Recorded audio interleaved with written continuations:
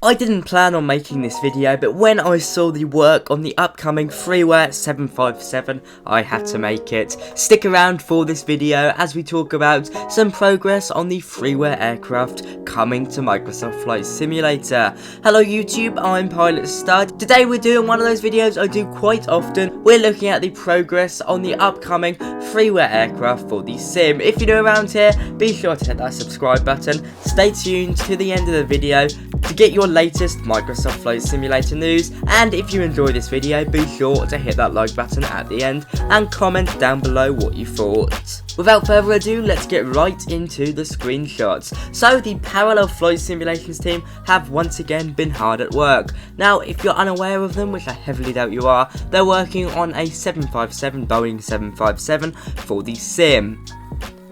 And we've got some beautiful screenshots. It's starting to really come together. On the screen now we've got a little shot render of the 757 nose and cockpit, or the front of the fuselage, in the United livery. I mean, doesn't that look magnificent? You can also see there's some sort of interior. We'll move on to that in a minute.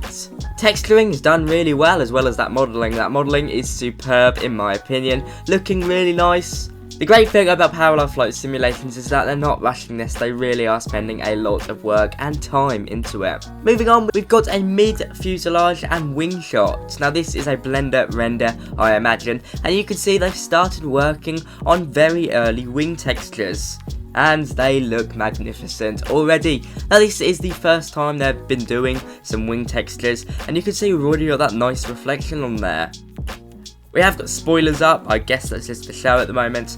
Overall, it's looking really nice. They haven't done the wing box yet, you guys may be able to see that, but they are of course working on it.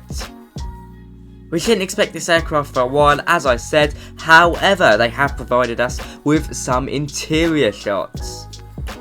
Here we go. I mean, look at this. You've got some overhead lockers. You can see the windows. Of course, the aircraft looks weird without no seats in, but it's really nice to see them putting the effort into the interior. It's not needed, but it adds to the detail. It adds, of course, to the realism, bringing it up to study level. Now, study level is, of course, a subjective term, but I'm just going to say study level is basically where the aircraft is close to life realistic. It's something very exciting, by far one of the most promising freeware developments for the sim. Speaking of promising freeware developments for the sim, that there is of course the Aerodynamics KC-10, and the main developer kindly provided me with some exclusive screenshots. I do believe he serves in the US Air Force, as he provided some real shots as well. But looking at the screen now, you can see the cockpit with working instruments. It looks magnificent.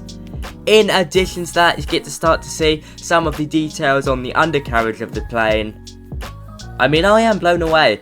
By far, the Aerodynamics KC-10 and the Parallel Flight Simulations 757, as well as a few others, are the most promising for the sim in terms of progress so far. Something to very much look out for, and of course, stick around on my channel to stay up to date with them. I thought I'd share with you another freeware development team that I've stumbled across. Someone kindly sent it in to me. FLT Flight Designs. They're working on a 727-200, and this is very early days, but we have got an exterior model. I've done work very quickly on this, but you can see they've put the effort in, and it's of course it looks like the 727. Now the 727 is closely related to the 737, it's almost so easily recognisable, especially when you look at the front of the cockpit. And they've started texturing it. Now I'm not too sure why they've started texturing it, maybe that's just the workflow they're going for. I would have thought that would come down as they've completed modelling 100%, but anyway, they'll do it how they'll do it, I guess. And yes, it looks like the 727, they've done a magnificent job on the modelling so far, but of course, that is only the tip of the iceberg. FLT Designs Discord link is in the description down below if you want to stay up to date with the latest news and progress on that aircraft. Moving over, the Fresh Aviation E-Series, they've now changed their name to Ouroboros Jets. Probably not pronouncing that right, it's a bit of a mouthful, but they are also showing some very promising progress. Now they're working on an E190, E195, E170 and E175.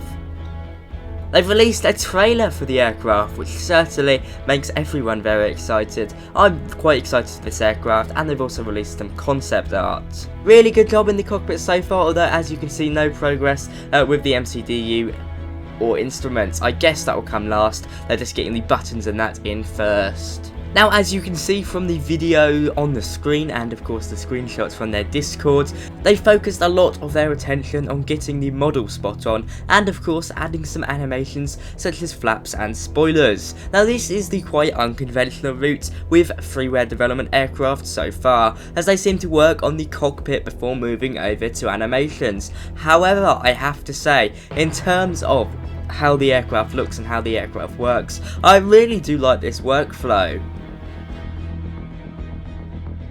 It also means that beta or general testers might get their hands on a somewhat working aircraft in a short amount of time, maybe a few months. Now, of course, we will have to wait for the cockpit to be completed, but it's nice to see they're going down a slightly different route in terms of development. Certainly something to look out for. Be sure to join their Discord in the description. Now, moving away from software, let's talk about hardware. This is something that caught my eye. Next Level Racing have released Flight Simulator Lite. Now, Next Level Racing make racing products, but they've made their first foldable flight cockpit designed for Microsoft Flight Simulator. Now, this doesn't look like a bit of me, I'll admit. I don't know where I'd put it. It looks a bit like a camping chair to me, in my opinion. But if this is your kind of thing, then they've done a very nice trailer. I think Droya has also done a review of it. Not my cup of tea, it has to be said, but it looks efficient in terms of being able to place all of your hardware in certain locations for a clean setup. It comes in at a hefty price of £249, which I think is a bit expensive, but it's nice to see new products or new hardware being developed for the sim. Give me your thoughts on this down below. As always with these news videos, let's have a bit of trivia. Which aircraft was used on the first cross-Atlantic solo flight? Was it A, the Heart of Susie, B, the Spirit of St. Louise, or C, the Thunderbird? Put it down in the comments down below. I'll go through and heart all the correct answers. I'm going to wrap up this news video here. I hope you've really enjoyed it. I enjoy making them. Thank you to my first and business class channel members. My first class channel members get a shout out on the screen now. Be sure to hit that like button if you've enjoyed. But from me today, that is all. Bye bye.